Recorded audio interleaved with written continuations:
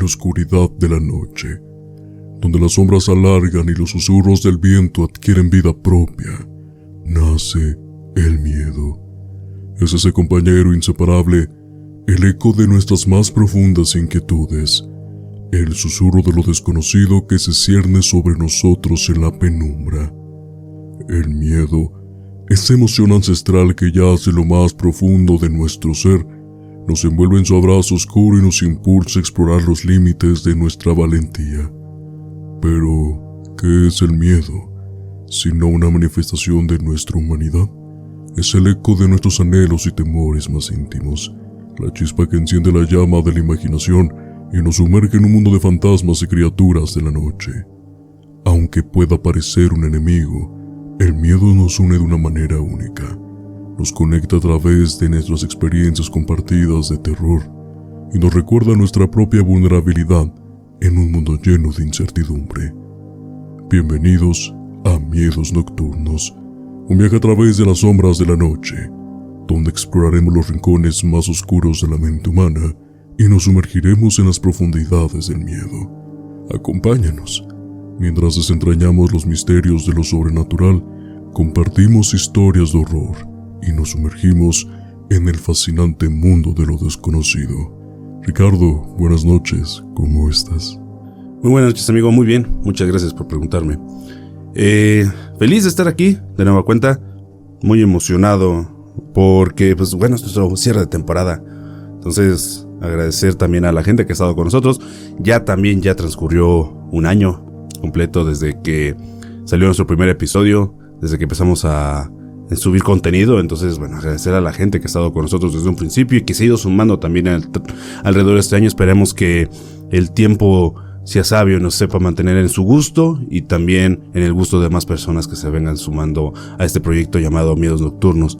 Y por otro lado, pues bueno, como lo acabo de mencionar, pues es nuestro cierre de temporada, nuestro episodio número 44, canónicamente hablando. Entonces, estoy intrigado por el tema que vamos a platicar el día de hoy, amigo.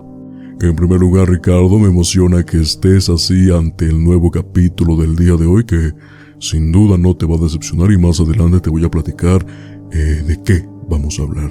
Y en segundo lugar, y no menos importante, en efecto, básicamente el día de mañana, domingo 2 de marzo, vamos a cumplir un año de este proyecto de Miedos Nocturnos y solamente queda agradecer.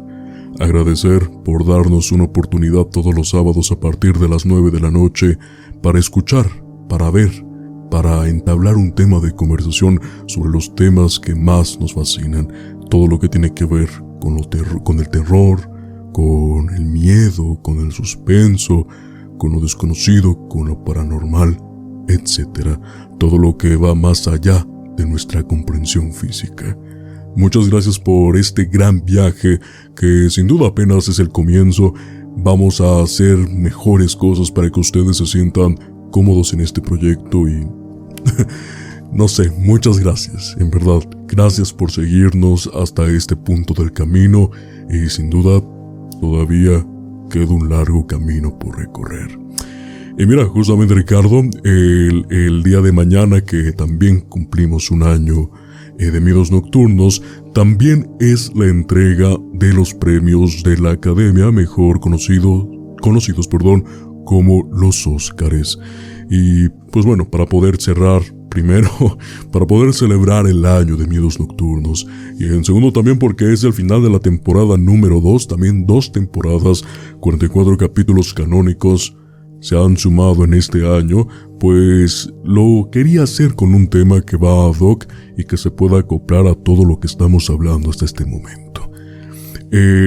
Y pues sí, uno pensaría que también el tema del cine, que el tema de Hollywood no se lleva muy bien con lo paranormal, con lo misterioso, con lo desconocido. Pero, sí, como el mes de febrero también tiene que ver mucho. Y en esta ocasión tal vez no vamos a hablar de maldiciones, tal vez no vamos a hablar de películas prohibidas, tal vez no vamos a hablar de lo ocurrido o de accidentes, pero sí tal vez de una de las películas pioneras de los musicales, de las adaptaciones de los libros y que sin duda dejó un antes y después dentro de la industria cinematográfica. El día de hoy vamos a hablar de El Mago de Oz. Sin embargo, Ricardo, me gustaría plantearte las siguientes dos preguntas. En primer lugar, ¿has visto El Mago de Oz? Y en segundo, ¿qué sabes sobre lo que ocurrió detrás de esa producción?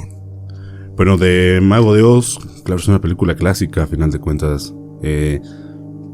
La llegué a ver de pequeño, ya de adulto ya no la he vuelto a ver. Yo creo que también por el mismo tema de cómo se ha ido modernizando el tema del cine.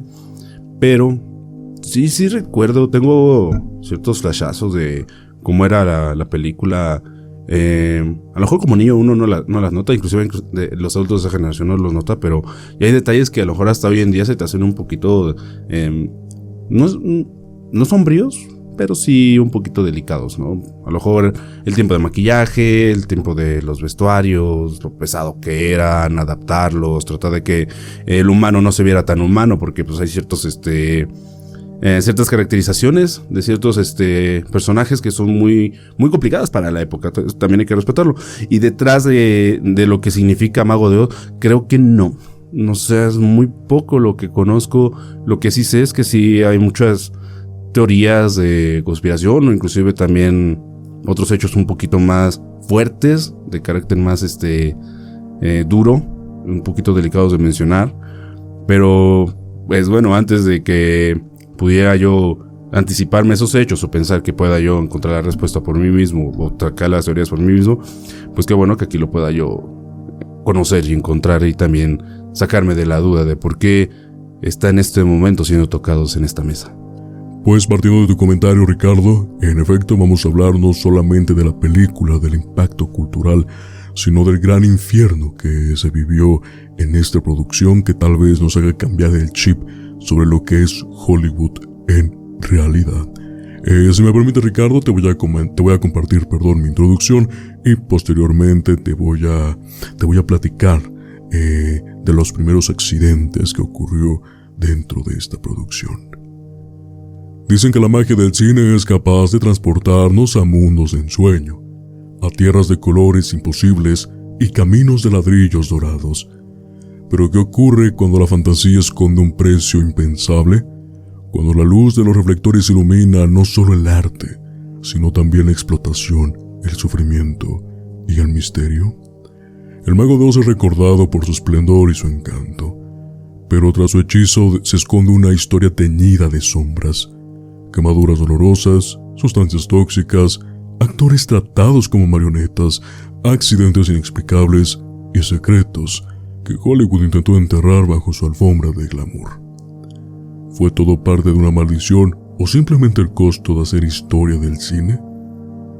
Adentrándonos en el laberinto encantado del cine, nos topamos con El Mago de Oz, una reliquia cinematográfica que ha hechizado a generaciones desde su estreno en 1939. Envuelta en el resplandor hipnótico de Technicolor, esta obra maestra transportó a los espectadores a un mundo donde la fantasía tejía cada rincón y la magia se manifestaba en cada destello de la pantalla.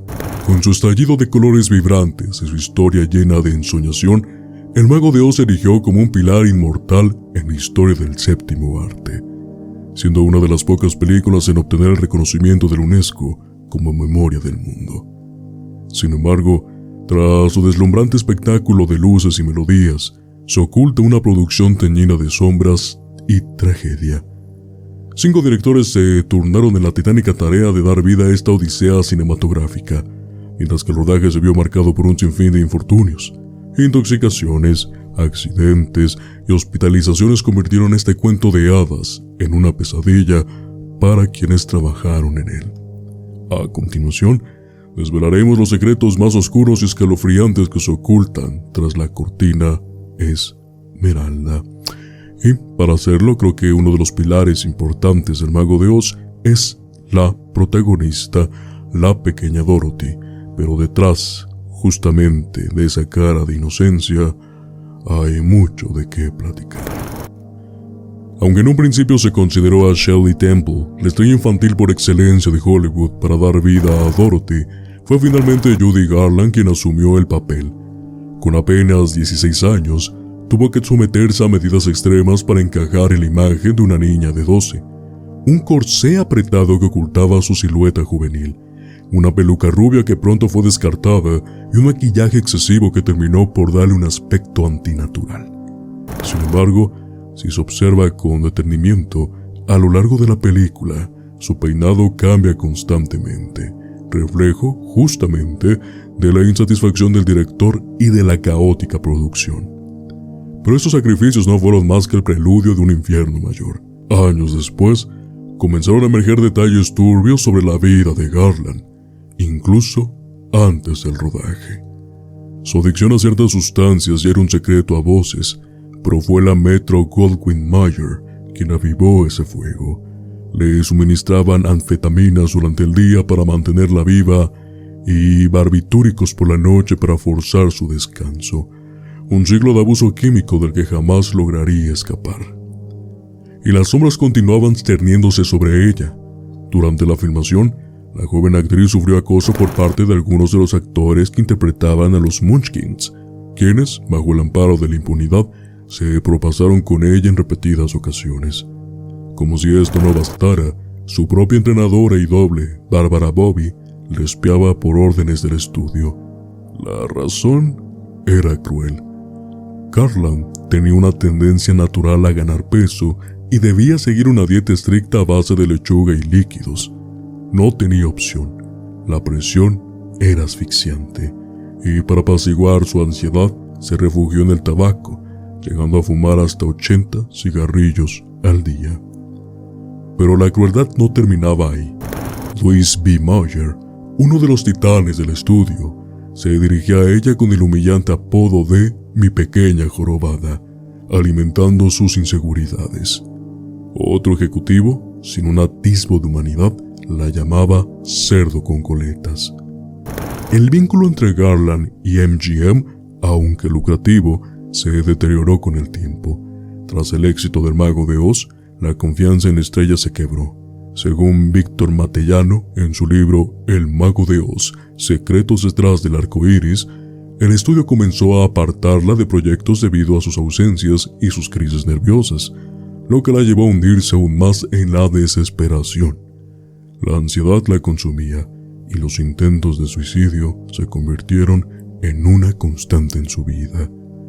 Siempre bajo la mirada impiadosa de la prensa, sin una madre que la protegiera del sistema que la explotaba, Garland creció entre comparaciones crueles con otras estrellas y el peso insoportable de su baja autoestima. Su infancia, lejos de quedar atrás, la persiguió como una maldición, arrastrándola a una espiral de desórdenes alimenticios, trastornos emocionales y el alcohol como su único refugio.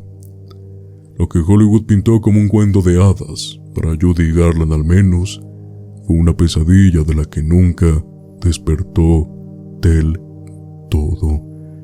Pues, en primer lugar, Ricardo, me gustaría saber tu comentario justamente ante el primer apartado, que es el más importante, pero solamente es la punta del iceberg de todo lo que vamos a profundizar, a lo largo del capítulo.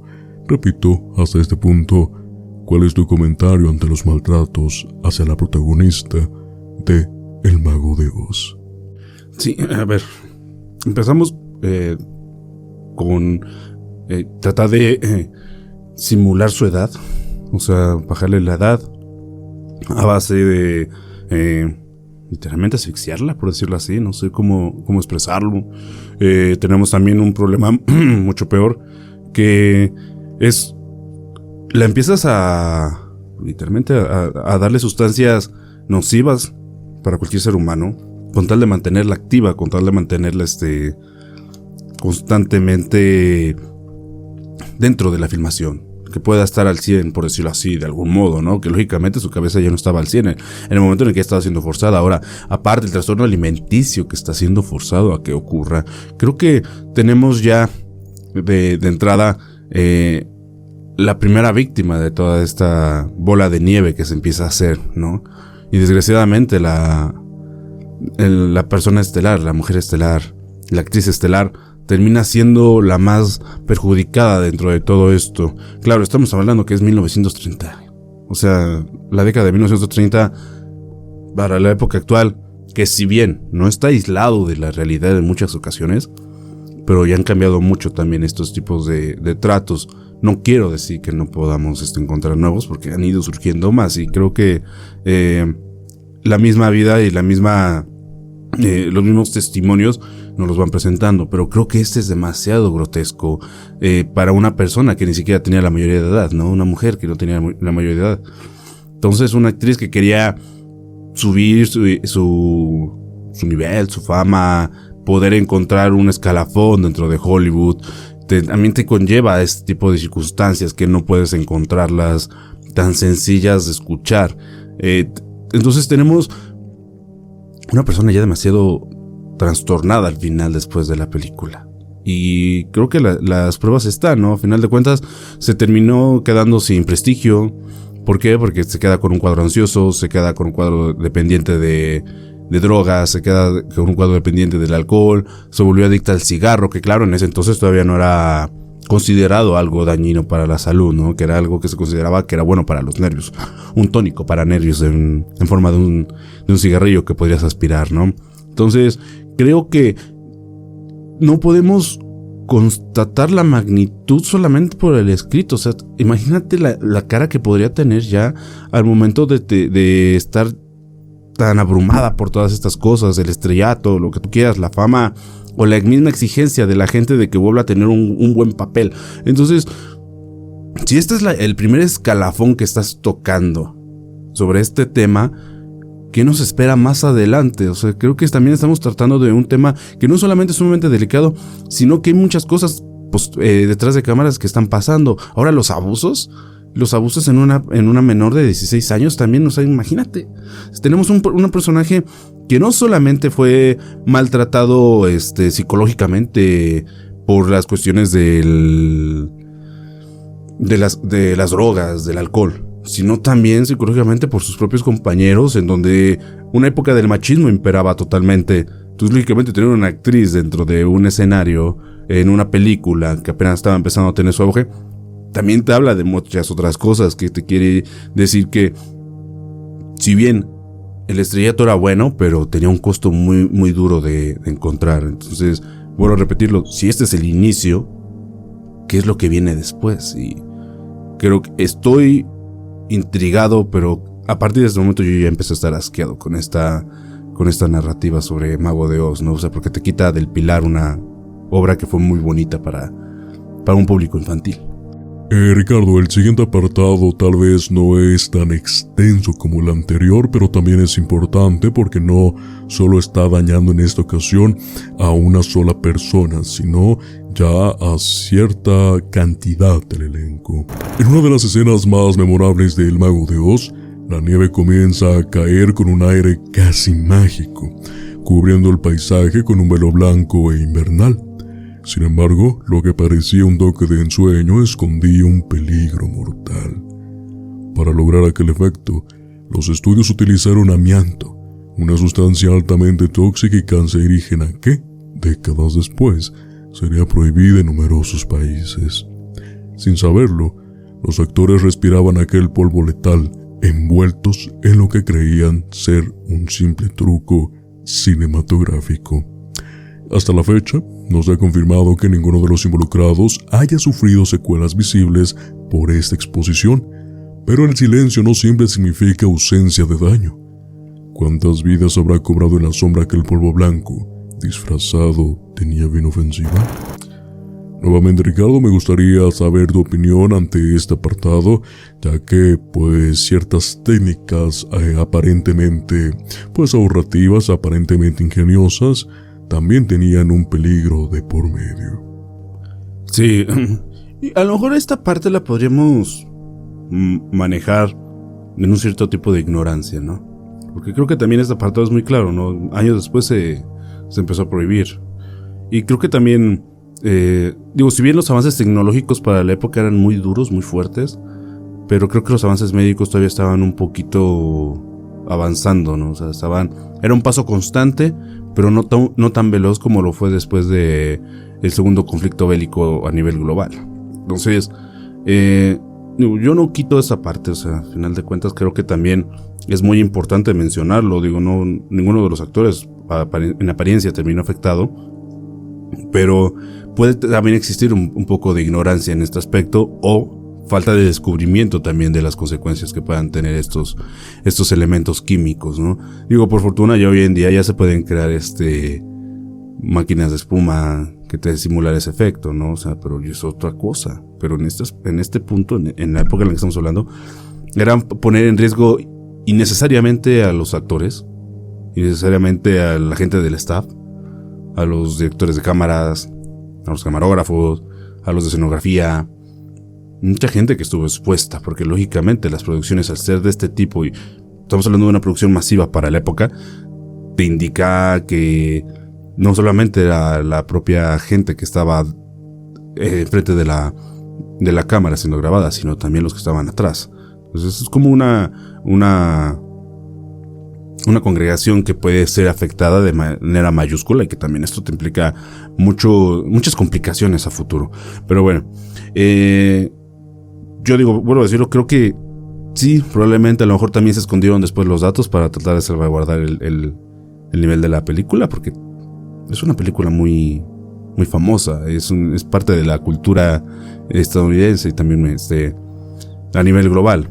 Pero no suena tan descabellado que pudieran ocultar los datos. Creo que Hollywood lo hace muchas veces para tratar de proteger a directores, actores y a productores. Entonces, creo que si bien la idea no suena tan descabellada, pero creo que también puede existir ahí el velo de la ignorancia o del desconocimiento de las consecuencias de aspirar a esta sustancia, ¿no?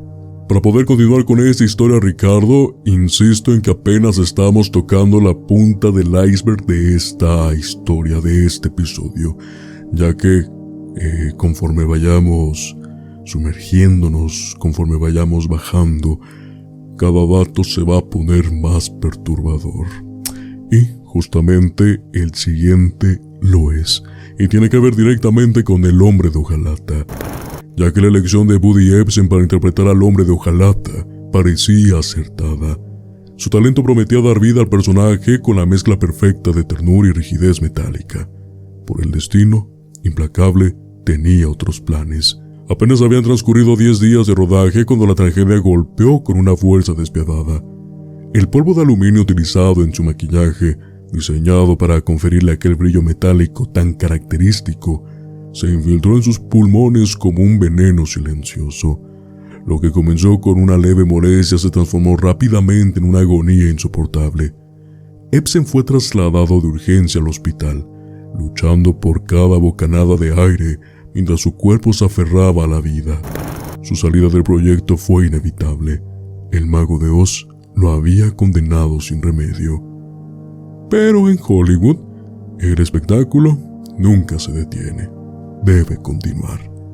Con el rodaje en jaque y la desesperación del acecho, los productores encontraron a su nuevo hombre de hojalata, Jack Haley.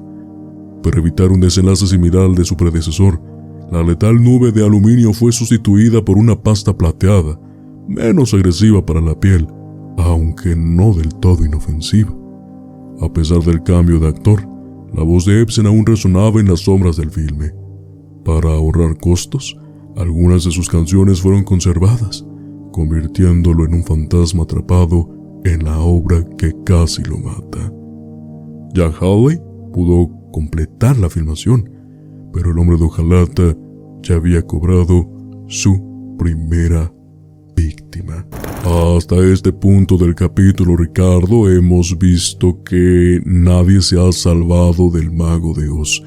Y en este apartado ya es meterse directamente con la salud física de la persona. En este caso, lamentablemente, el hombre original que interpreta al hombre de hojalata, pues no vio el éxito asegurado, pero tampoco valió tanto la pena. También en este caso, el segundo hombre de hojalata, Jack, tampoco se las vio bien dentro de esta producción, porque también sufrió una pequeña parte del infierno que apenas estamos descubriendo. ¿Qué te ha parecido este apartado, Ricardo? Este dato no lo conocía. Creo que es demasiado cruel. Hay que decirlo, es demasiado cruel. Creo que esta es suena un poco en lo absurdo, ¿no? Bueno, a lo mejor ya viéndolo en esta época, en nuestros días, pero polvo de aluminio, o sea, de verdad, polvo de aluminio, o sea, creo que es lo que te deja con la duda en la cabeza completamente. Digo, yo entiendo, o sea, trato de entender que los recursos eran un poco limitados para la época, ¿no? Y que también, o sea, muchas cosas inclusive se hacían con plomo, como cosméticos, ¿no? Y también nos entendía que eran nocivos ya ni siquiera para la salud como tal al 100%, pero mínimo para la piel, que es una parte importante de tu organismo, ¿no? Es el órgano más grande que tenemos. Pero creo que esto ya sobrepasa un poquito, ¿no? Porque al final de cuentas tienes que maquillar todas las partes del cuerpo, ok. La cara, lógicamente tienes que aspirarlo. Tienes que respirar, ni modo que te aguantes la respiración en lo que te estás maquillando, ¿no? Y ni modo que no quede alguna partícula suelta en el aire. Sería totalmente absurdo pensarlo, ¿no? Y si alguien lo llegó a pensar ahorita, créanme que están en un tremendo error, porque lógicamente tenemos que respirar lo que está transcurriendo cerca de nuestras narices. Entonces, digo, ¿qué desenlace más triste, ¿no? Porque eras un personaje muy apto para tu forma de ser, para tu carisma, para tu desenvolvimiento. Y fue el personaje que te terminó llevando al final, ¿no? Te terminó pasando factura de una manera demasiado, pues sí, muy, muy, muy fea, muy triste, ¿no? Entonces, creo que no podemos dimensionar la magnitud, porque lógicamente ahorita ya está restringido, ¿no? Y ya no se escuchan tanto estos casos, pero pregúntele a un herrero.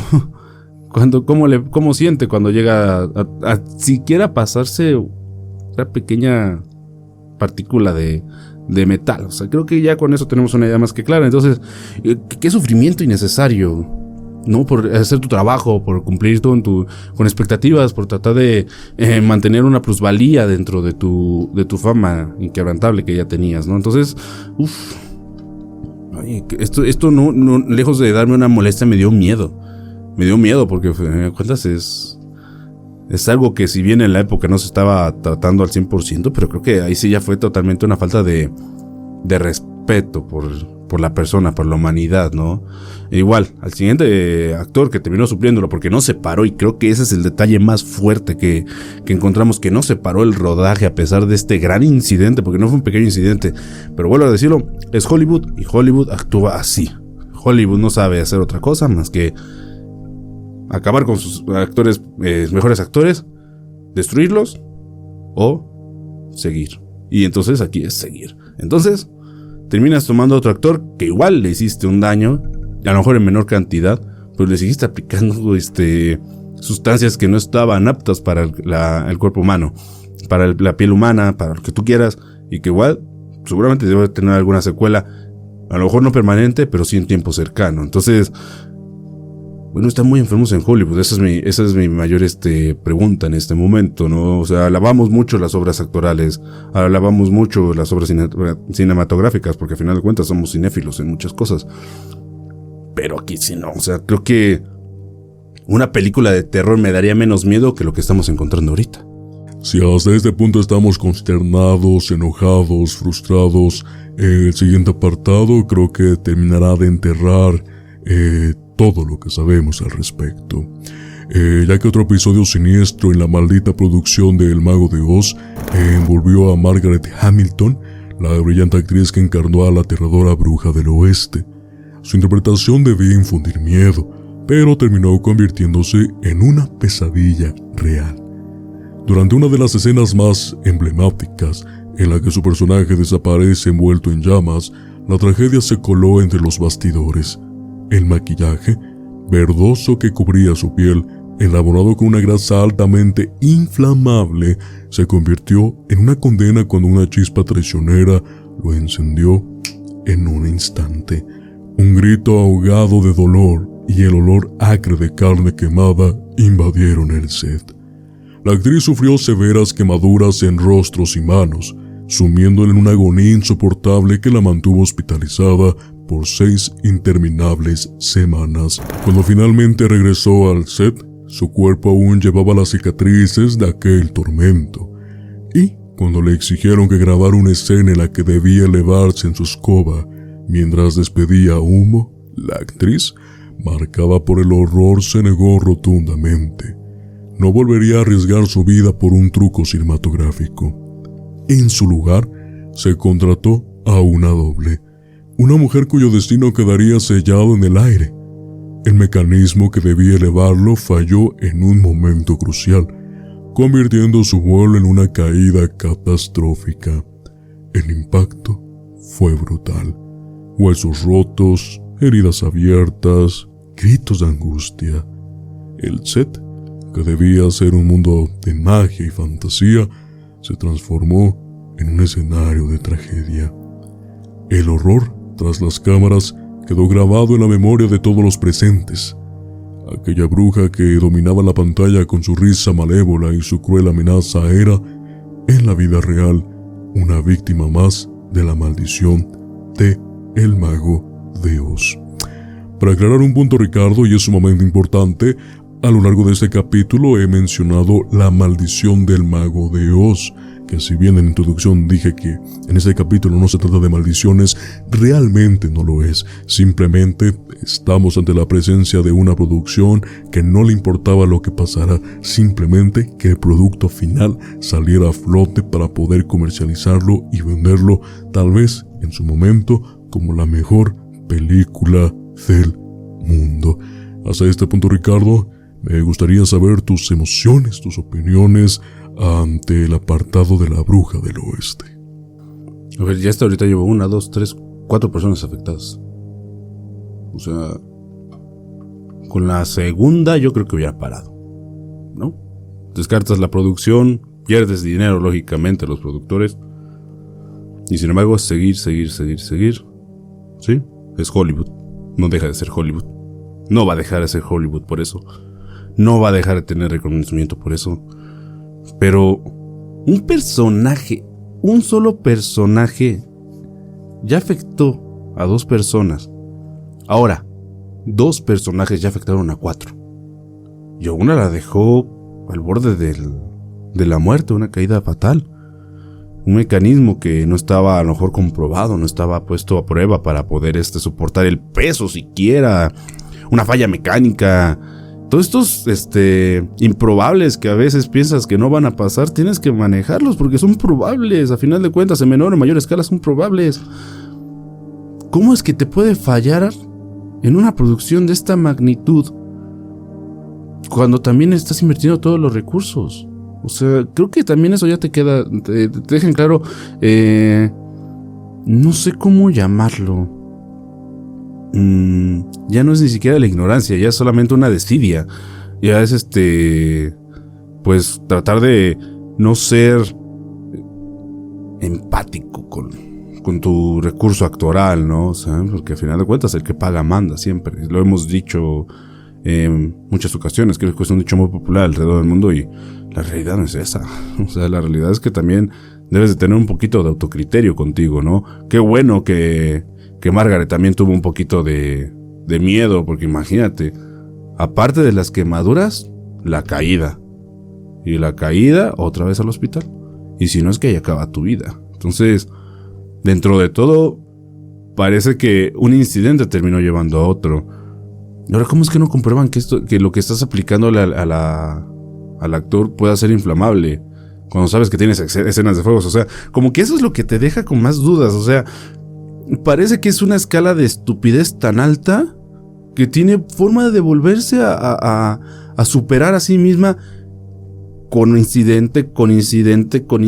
O sea, estamos escalando de una estupidez pequeña, entre comillas, de ignorancia o ni siquiera de investigar, a una estupidez ya mayúscula. O sea, perdón, pero sí hay que estar demasiado imbécil como para no saber que puedes qué producto estás manejando para poder salvaguardar la vida del actor, ¿no? O sea, creo que también ya no es siquiera una soberbia, esto ya es una ambición total de terminar tu obra como de lugar, a costa de lo que sea y a costa de los que entren, porque al final de cuentas tú tienes una impunidad absoluta por ser un director de renombre.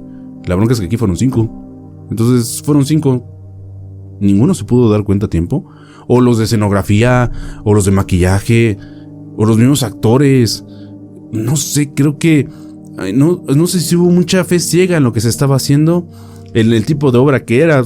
Tú lo dijiste, un mundo de ensueños se está convirtiendo en una maldita pesadilla. Pues yo creo que esta pesadilla supera en creces cualquiera que te pueda despertar de la nada. Creo que están envueltos en una pesadilla por un contrato, y el contrato más duro de sus vidas para la mayoría de las personas involucradas. Y, o sea, es una molestia, da coraje, pero creo que también da mucha tristeza saber que tantas y tantas personas pusieron su profesionalismo a disposición, y a alguien que realmente no tenía ni siquiera tantito criterio propio para decir hay que parar o hay que mejorar, una pausa para mejorar esto, le valió y no dio las garantías que tenía que dar, ¿no? O sea, y vuelvo a repetirlo, no es el primer caso que vamos a mencionar, también pasa en muchos otros lados, en trabajos naturales que pasan, pero pues carajo, es Hollywood, o sea, no te puedes imaginar que esto pase detrás de una cinta infantil, ¿no? A lo mejor en cintas más fuertes sí llegas a pensarlo, indirectamente, pero en este tipo de cintas, sí, o sea, creo que aquí el criterio y la locura van de la mano, porque el que está loco de terminar su obra se olvida de sus valores morales y busca hacerlo como a cosa de sea y a cosa de quien sea. Lo acabo de decir y creo que si todavía no hemos acabado con el tema, ¿todavía se puede empeorar más? Esa es mi pregunta. Todavía no terminamos con la maldición del Mago de Oz.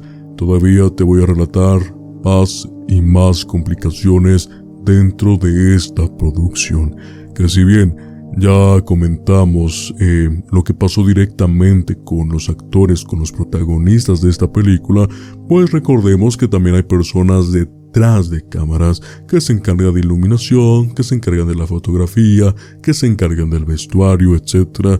Y en esta ocasión, ellos tampoco se salvaron, y tampoco los seres humanos. Entre las víctimas silenciadas del tormentoso rodaje del Mago de Oz se encuentra Totó, el fiel compañero de Dorothy, cuya lealtad no lo salvó del infortunio. En medio del caótico set, una pisada brutal le fracturó una de sus diminutas patas, sumándolo a la lista de cuerpos quebrantados por la despiadada producción. Mientras en la pantalla su figura irradiaba ternura y valentía, tras bambalinas era solo un mártir de la gran ilusión. Pero el sufrimiento no distinguía especies. Los actores, sometidos a un régimen extenuante, vivían atrapados en una pesadilla disfrazada de magia. Cada día, antes del amanecer, eran arrastrados a los estudios para someterse a largas y dolorosas sesiones de maquillaje, donde su piel se transformaba en un lienzo de químicos y pesadas capas de pintura. La jornada se extendía hasta bien entrada la noche, sin tregua ni compasión. Las vestimentas que debían portar eran prisiones de tela y metal, imposibilitando el movimiento e incluso la necesidad más básica: comer.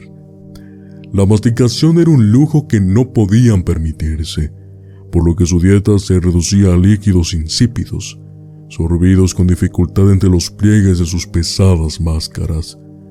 Cada escena grabada era una batalla contra el cansancio, el hambre y el dolor, mientras las luces ardientes del estudio devoraban su energía, convirtiendo el set en un purgatorio del que nadie saldría ileso. Hasta este punto del episodio, Ricardo, estoy ya empezando a sufrir más frustración de lo normal, ya que si bien tampoco, repito, los animales estaban a salvo de esta maldita producción, entre comillas, lo vamos a platicar. Pues bueno, ahora parte de la alimentación, que es fundamental dentro de estas largas producciones, básicamente está casi prohibida por todo el semblante del maquillaje, por todo el tema de las largas horas de las vestimentas, etc. Vaya, creo que es un estrés total en este punto, pero pues también me gustaría saber tu opinión al respecto de este apartado. Es muy inhumano. Mago de Oz, ahorita creo que esa producción, digo, no voy a juzgar los remakes que vinieron después, digo, que al final de cuentas es otra cosa, ¿no? Pero es totalmente el ejemplo de la inhumanidad en una grabación, ¿no? Ok, las horas largas de maquillaje, creo que eso es algo que hemos escuchado muchas veces y que creo que los actores es normal saberlo cuando van con personajes que requieren este tipo de caracterización, ¿no? Digo, no los podemos comparar ya con hoy en día porque ya es mucho CGI, ¿no? O sea, ya es un poquito más sencillo. Ayudas al actor a que sea más sencillo. Le dejas la labor al que tiene que editar. Pero en esos años no. Era totalmente de los maquillistas, de los que adecuaban, de los que adaptaban, ¿no? Yo creo que el actor estaba consciente, pero que te imposibilitara comer. O sea, que no fueran capaces de poder dejarte un vestuario ad hoc para que pudieras alimentarte. Ok, no vamos a poner que pudieran alimentarse de manera correcta, al 100%. Pero sí para mantener su energía, ¿no? O sea, mínimo masticar, tú lo acabas de decir. Ya ni masticar puedes. O sea, creo que ya era un infierno todo esto, ya todas las víctimas. Pero ya era un infierno, o sea, inclusive ser un personaje dentro de esta obra. Entonces, creo que ya no estamos rozando ni siquiera una locura, sino simplemente la inhumanidad bien descrita, porque no puedes hacer muchas cosas necesarias, ¿no? Yo creo que también podemos dejar de lado a lo mejor hasta ir al sanitario.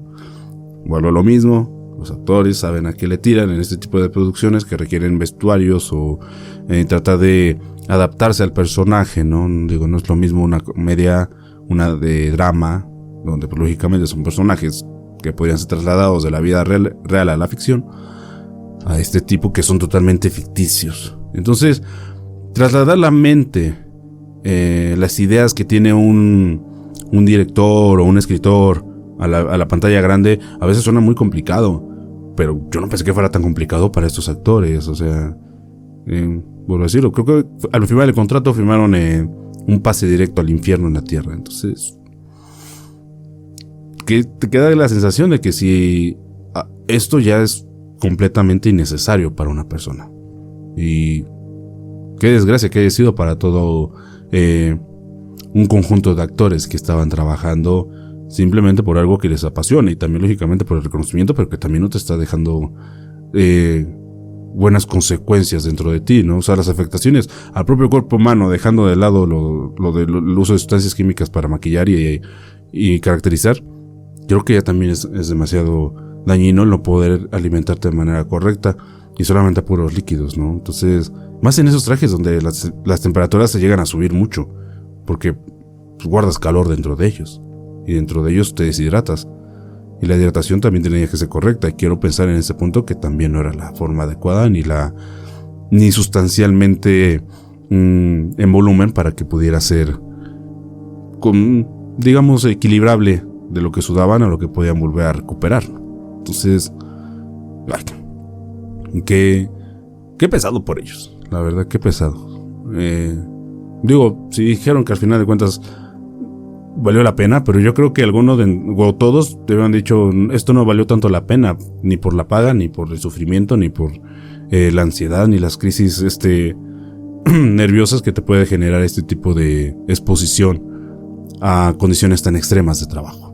Si bien la producción de El Mago de Oz ya se estaba tornando infernal hasta este punto, solo faltaba un dato adicional, justamente para terminar de confirmarlo, y ahora no solamente estaban viviendo el mismo infierno, sino estaban en el infierno, ya que dentro del laberinto de luces cegadoras y cámaras implacables, el estudio del Mago de Oz se transformaba justamente y literalmente en un horno infernal. Las temperaturas rozaban los 40 grados centígrados, sumiendo a los actores en un calor abrasante que los devoraba lentamente. Durante jornadas que superaban las 12 horas, sus cuerpos se veían atrapados en un sufrimiento interminable, vestidos con trajes tan pesados como su desesperación. Uno de los ejemplos más crueles de esta condena era Bert Lahr, el actor que daba vida al león cobarde. Su vestimenta era imitación grotesca de la noble bestia. Estaba hecha de piel de león auténtica y pesaba casi 40 kilos. Cada movimiento se convertía en una carga insoportable, mientras su cuerpo sudaba sin cesar, empapando el disfraz y creando una atmósfera de humedad malsana. Al final de cada jornada, el traje era lavado, pero el penetrante olor animal no desaparecía, convirtiéndose en una tortura olfativa constante que impregnaba el aire y torturaba a quienes lo rodeaban. Pues sí, en efecto, Ricardo, solamente era lo que faltaba para que el infierno fuera completado, que justamente la temperatura también jugaba un papel importante dentro de todas las malas cosas que hemos repasado hasta este punto. Me gustaría saber tu opinión, Ricardo. Yo creo que inclusive hasta estar en el desierto hubieran dicho que estaban de vacaciones al estar en el rodaje. O sea, creo que este apartado te lo deja muy en claro. Y se me hace interesante eso del traje de león. No pensé que hubiera sido de piel de león real, de un león real. Pero sí que pesado. Si por si una botarga es complicado tenerla puesta. O sea, yo me he puesto una botarga y te acaloras. Y son ligeras, o sea, ya no son tan pesadas, son ligeras dentro de todo. Ahora imagínate tener 40 kilos encima de un traje para adaptarse a que tú puedas figurar a un león. Y luego tenerlo puesto y luego repetir las escenas y luego corregirlas, corregir tus posturas, corregir tus movimientos.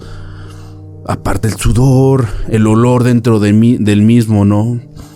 El olor que también se queda afuera a pesar de que se lave el traje de manera diaria. Lo vuelves a poner y vuelve a salir el olor a piel, ¿no? O sea, el actor, lo cansado que debió haber estado, el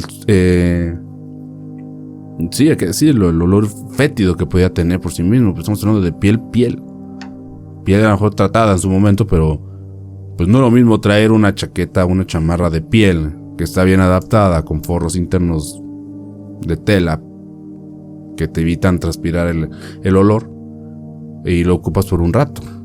Una hora, a tenerlo puesto más de 10 horas en el día. O sea, sí, lo vuelvo a recalcar, no firmaron un contrato, fue un pase al infierno que por fortuna tenía regreso en algunos casos, pero ¿qué tantas consecuencias te trae eso?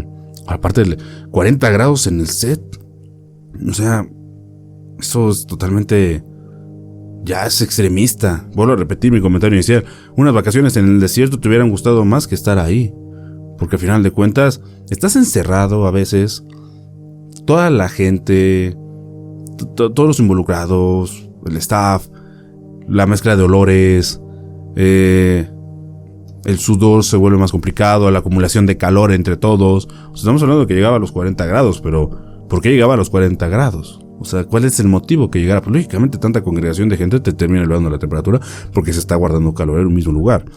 Y luego si no tenías ventilación, que seguramente estoy seguro que eso fue, te conlleva esto. Entonces, sí fue una producción demasiado complicada, tú acabas de decirlo, acabamos de llegar al final de lo que en teoría fue Mago de Oz y su rodaje. Pero qué rodaje más complicado de vivir y de poder asimilar para un actor de alto calibre, ¿no? Yo justifico, pero creo que hasta para un actor que va empezando, creo que lo hubiera asimilado bien. Pero para actores de gran talla, creo que no. Creo que fue demasiado exponerse, ¿no? O sea, hay que tener demasiado amor al arte como para salir de ese rodaje y decir, fue un rodaje complicado, pero fue perfecto, o sea, y me encantó estar ahí. Yo creo que no, yo creo que, si bien te guardas algunos comentarios, pero conscientemente estás de que no estabas a gusto, ¿no? Entonces, es inhumano, es tonto y es demasiado inverosímil creer que no hubieran tenido tantito criterio para poder darles mejores condiciones a los actores, ¿no? Yo creo que con eso es con lo que me quedo del rodaje de Mago de Oz, y con eso también se cae un rodaje que era totalmente mágico para un niño, ¿no? Técnicamente ya acabamos con lo que sabemos hasta ahora sobre la maldita producción del Mago de Oz. Si bien todos estos acontecimientos van a perseguir a la película no solamente por lo que se vio como espectador, ahora sino como trabajador de ella. Durante mucho tiempo se sumaron leyendas urbanas, pero la que te voy a compartir a continuación yo creo que es la más importante y pues la más impactante en cierto punto. Aquí voy a compartir muchísimo contexto respecto a esto y pues cada quien va a tener su conclusión a pesar de que las explicaciones sean las oficiales entre comillas. La visión de esa imagen es tan clara como inquietante. En las primeras versiones del Mago de Oz, durante la escena en que Dorothy, el espantapájaros, el león cobarde y el hombre de hojalata saltan y cantan We Are Off to See the Wizard en su viaje hacia la ciudad de Esmeralda, se podía observar una sombra oscura con una forma humana colgando de un árbol. La imagen causó revuelo y el rumor se propagó rápidamente. Se decía que la sombra pertenecía a uno de los Munchkin de Pequeñilandia, el misterioso lugar donde Dorothy despertaba tras el tornado. La leyenda fue tomando fuerza y pronto se habló de un supuesto suicidio de un actor enano debido a un amor perdido, alimentando el morbo y la especulación. Los rumores crecieron desmesuradamente, asociando a los actores de los Munchkin con conductas inmorales, con el abuso de alcohol y el acoso. Según relatos justamente como al principio habíamos comentado, como los de Judy Garland, el productor Mervyn LeRoy y el maquillador Jack Down, los actores de Pequeñilandia eran considerados problemáticos y causaban conflictos en el set. Sin embargo, pocos conocen la verdadera historia detrás de aquellos actores. Muchos de ellos eran sobrevivientes de la persecución nazi y la Gran Depresión, que encontraron refugio en un mundo que les permitió ser parte de una película histórica. El último sobreviviente de este grupo, Jerry Maren, vivió hasta mayo de 2018 y en diversas ocasiones explicó cómo la mala reputación de los Munchkin había sido exagerada, atribuyéndola más a su entusiasmo al conocer a otros como ellos, ya que muchos nunca habían interactuado con personas de su misma condición. La leyenda de la sombra humana, sin embargo, sigue alimentando la curiosidad. Algunos incluso llegaron a sugerir que se trataba de un escenógrafo que, por accidente, se colgó en el set. Pero, al analizar la escena más detenidamente, surgen dudas. ¿Cómo podría haber ocurrido un suicidio en pleno rodaje sin que nadie se percatara? El hecho de que decenas de personas estuvieran observando cada toma hace que tal tragedia fuera prácticamente imposible de ocultar. Lo que realmente se esconde detrás de esa sombra es algo mucho más mundano, pero no menos fascinante. Los árboles en el fondo de la escena eran de utilería, hechos de materiales ligeros como madera o poliestireno, incapaces de soportar el peso de un cuerpo. Además, una investigación realizada por el sitio web de verificación de hechos Snopes.com reveló la versión oficial del estudio. La sombra proviene de una grulla, una de las aves exóticas que tomaron prestadas del zoológico de Los Ángeles para darle al ambiente un aire salvaje. Cuando los actores se acercaron, la grulla, al sentirse amenazada, abrió sus alas en un acto de defensa, creando la sombra que atrapó la mirada de los espectadores. Una leyenda más de la ya de por sí oscura y mística historia de El Mago de Oz. Sin embargo, Ricardo, hasta este punto de la historia, creo que es imposible no pensar que tal vez, solo tal vez, sí se pudo tratar de un posible suicidio. Digo, si bien la versión oficial ya está ante los ojos del público, no nos pueden asegurar que realmente sea la versión oficial, ya que una productora con tanto poder y con todo lo que había pasado, pues bueno, creo que hay muchas cosas que se pueden poner de por medio sobre la mesa, unos acuerdos para que alguien diga una cosa, para que alguien diga otra cosa, y esa es la verdad absoluta. Pero pues con todo lo que hemos platicado a lo largo de este episodio, a lo largo de este iceberg, pues tal vez puede ser un 50-50 que este acto posiblemente haya sido real. Sí, tienes razón, O sea, es que también está dentro del morbo. de que pueda ser cierto, pueda no ser cierto. Yo creo que ya tenemos también todos los ingredientes como para decir, sí, pudo ser cierto. También tenemos esa parte importante, también no estamos como diciendo, no, esto no pudo haber pasado. No, claro que pudo haber pasado. Están todos los elementos para que alguien se pudiera quitar la vida dentro del set. Así a plena luz de que todos vieran, ¿no? A lo mejor en un momento de rodaje, en un momento en el que todos piensan, pues a lo mejor fue, no sé, una bolsa de las de escenografía para mantener peso. Un peso de escenografía que de nada se bajó. Estamos hablando de los Munchkin, o sea, personajes pequeños, ¿no? Entonces, creo que también eso te podría indicar que se podría ocultar. Si bien se puede esconder, que eso es lo que te habla de la teoría, de que se puede esconder la versión, no suena tan descabellado. Creo que también te deja un sentimiento de que sí pudo haber sido cierto, pero si de por sí ya fue tétrico todo lo que acabas de mencionar, todo lo que se fue conociendo alrededor del rodaje de Mago de Oz, eso sería la cereza en el pastel nada más, porque no puede estar ajeno. Ahora también todos los problemas mentales que acarrearon los demás actores, ¿no? Aparte, si cobraste una vida, las consecuencias sí están ahí, ¿no? O sea, hasta un animal indefenso terminó siendo afectado. No, o sea, no suena descabellado. Simplemente no suena descabellado.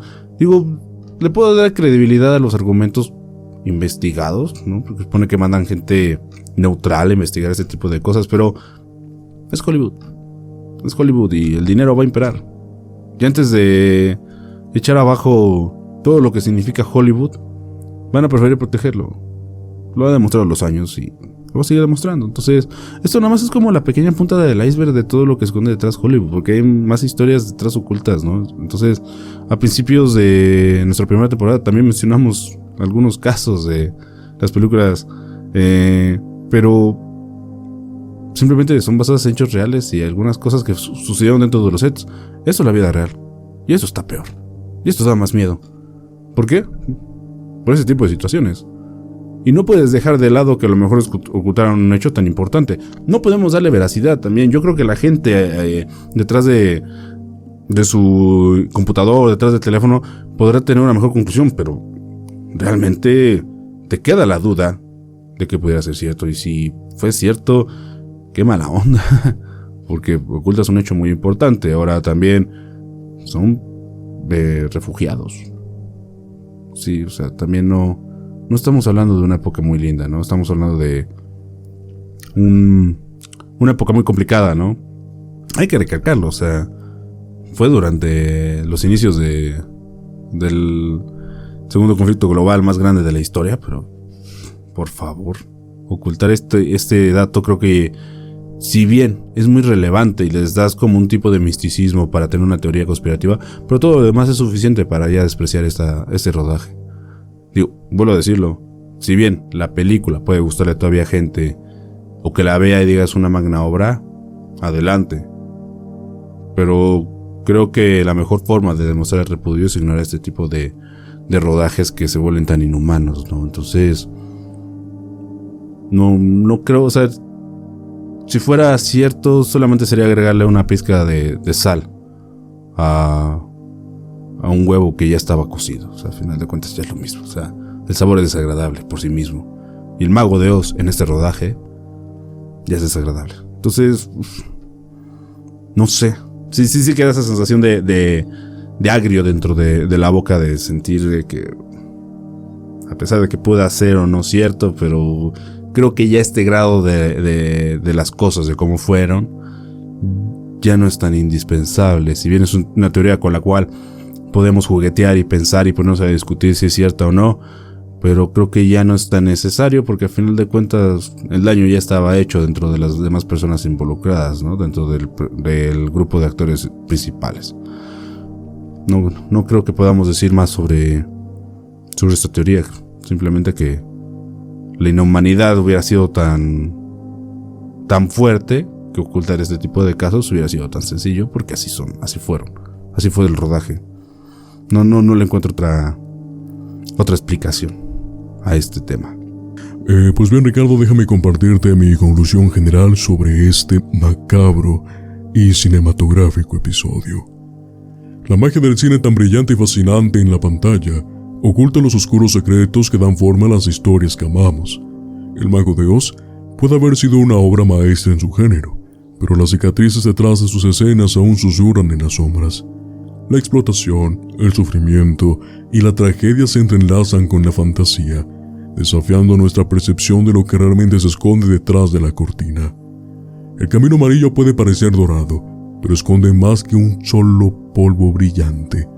Es un sendero marcado por el precio de la fama, la avaricia y la indiferencia.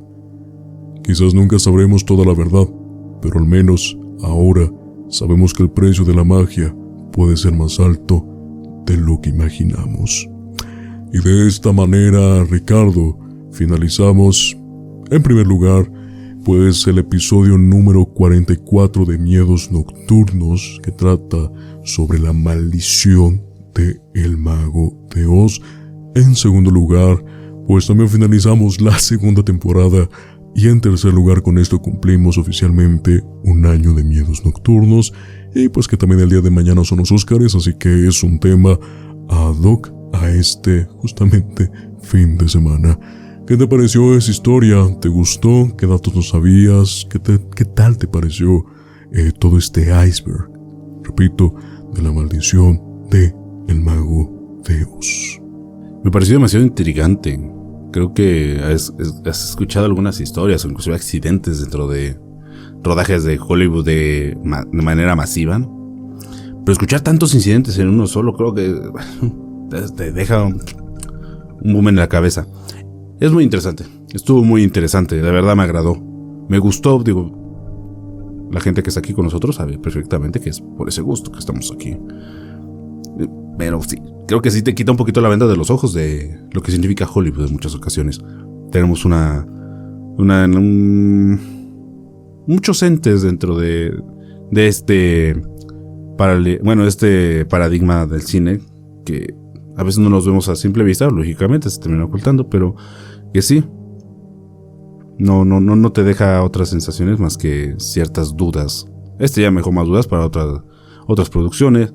Digo, la gente sabe, se entera también de las noticias. Entonces, como tú lo mencionaste, queda muy bien. Mañana la entrega de los Óscares, la gente que los ve se puede poner a pensar que alguna de esas de las que quieren que premien pueda tener algo escabroso detrás, ¿no? Algún incidente que se está minimizando o se está ocultando para que no caiga la producción. Entonces, pero me pareció perfecto. Estuvo muy interesante, muy muy fuerte, pero sobre todo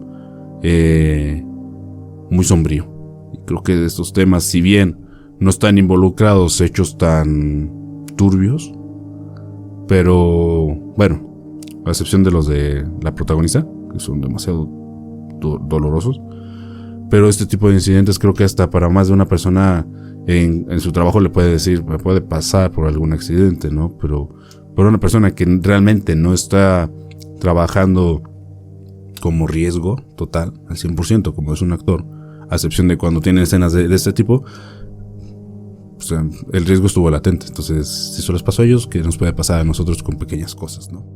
Si llegaron hasta este punto del episodio, en primer lugar queremos agradecerles por finalizarlo. Y en segundo lugar, pero no menos importante, ya dejando un guión de lado, agradecer por el primer año de Miedos Nocturnos. Actualmente creo que tenemos unos 310 suscriptores a la fecha que se está grabando este capítulo.